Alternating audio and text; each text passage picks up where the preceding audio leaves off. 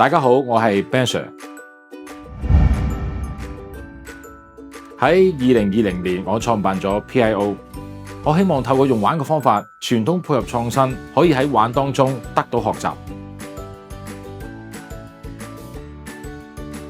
喺我細個時候，我記得成日都會出入醫院，醫院係我第二個家。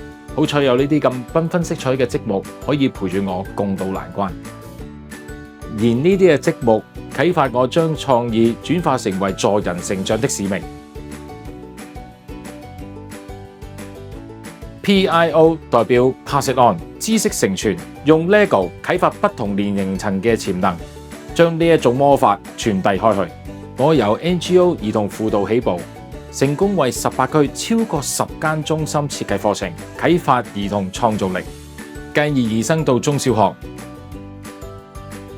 曾經幫助黃大仙區20間學校4萬個學生開展創意工作坊。我哋亦都去到大學同埋企業，透過我哋嘅團建培訓，幫助到團隊建立歸屬感。曾經我哋都幫助過澳大超過200個學生進行職涯培訓。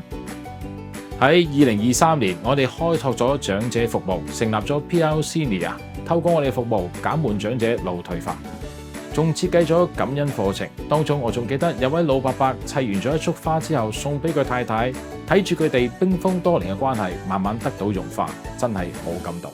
喺2025年，我哋推出咗兒童成長計劃 PIO Kids。有位8歲妹妹完成咗我哋課程之後，同我講 ：Ben Sir， 我大個咗，一定要砌間大屋俾我媽咪。我聽完真係好開心。我最大嘅心願係由教生活嘅技能同心靈嘅培養，可以陪住4至18歲嘅小朋友同青少年一齊成長，見證住佢哋每一個嘅重要時刻。